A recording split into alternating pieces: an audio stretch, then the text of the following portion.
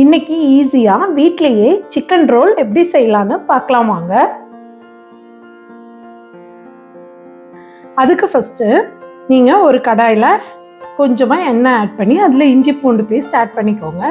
இது கொஞ்சம் ஒரு நிமிஷம் நல்லா வதக்குனதுக்கப்புறமா குட்டி குட்டியாக கட் பண்ண சிக்கன் பீஸை அதில் ஆட் பண்ணிக்கோங்க. உங்களுக்கு எவ்வளோ வேணுமோ அதுக்கு தகுந்த மாதிரி நீங்கள் ஆட் பண்ணி நல்லா வதக்கி விடுங்க. இப்போ இதுக்கு தேவையான அளவு உப்பு ஆட் பண்ணிக்கோங்க.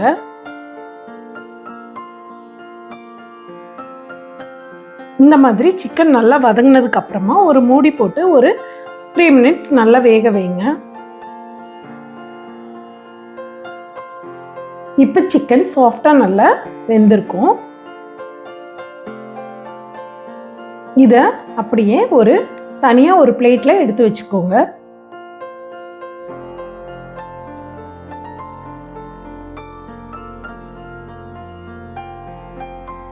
நெக்ஸ்ட் ஒரு வானல்ல கொஞ்சமா எண்ணெய் ஆட் பண்ணிக்கோங்க. இதுல வெங்காயம்,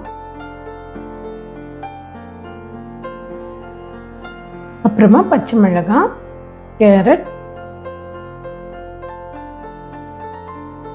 நான் முட்டைக்கோஸ் ஆட் பண்ணியிருக்கேன். உங்களுக்கு பிடிக்கலன்னா நீங்க அதை ஸ்கிப் பண்ணிக்கோங்க. கொடமிளகாய், உங்க வீட்டில் என்னென்ன வெஜ்ஜிஸ் இருக்கோ அதை மட்டும் கூட நீங்க ஆட் பண்ணிக்கலாம். வெஜ்ஜிஸ் இல்லாமையும் செய்யலாம்.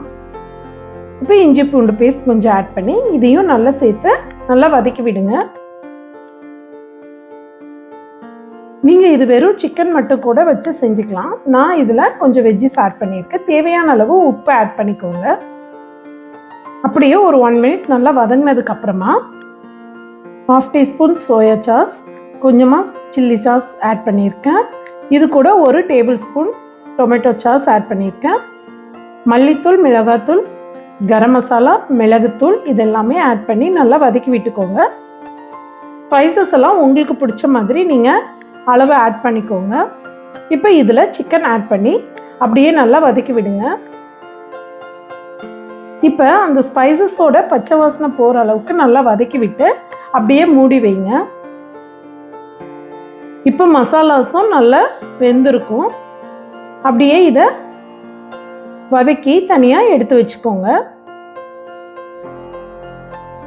இப்போ இதுக்கு நம்ம பேட்டர் ரெடி பண்ணலாம். 1 கப் மைதா மாவு, கொஞ்சம் உப்பு, 1 முட்டை ஆட் பண்ணிக்கோங்க. 2 கப் தண்ணி ஆட் பண்ணி மிக்சியில் ஸ்மூத்தாக அரைச்சி எடுத்துக்கோங்க. இப்போ நமக்கு பேட்டர் ரெடி ஆயிடுச்சு. ஒரு நான்ஸ்டிக் பேனில் மெலிசா நீங்கள் தோசை மாதிரி ஊற்றி எடுத்து வச்சுக்கோங்க.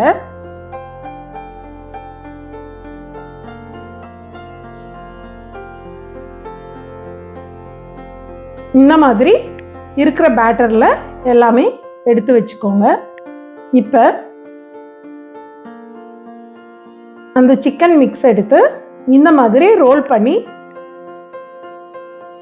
எடுத்து அந்த பேட்டரில் நினச்சி அப்புறமா பிரெட் க்ரம்ஸில் மேலே தூவி விட்டு எடுத்து ஃப்ரை பண்ணலாம்.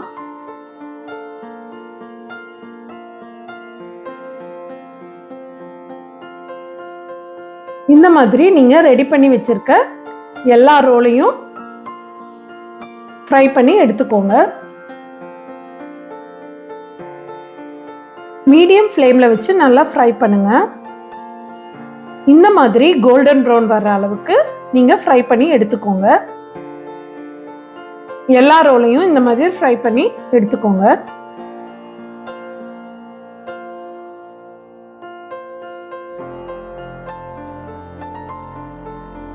மேலே கிறிஸ்பியாகவும் உள்ள சாஃப்டாகவும் இப்போ நமக்கு சிக்கன் ரோல் ரெடி ஆயிடுச்சு.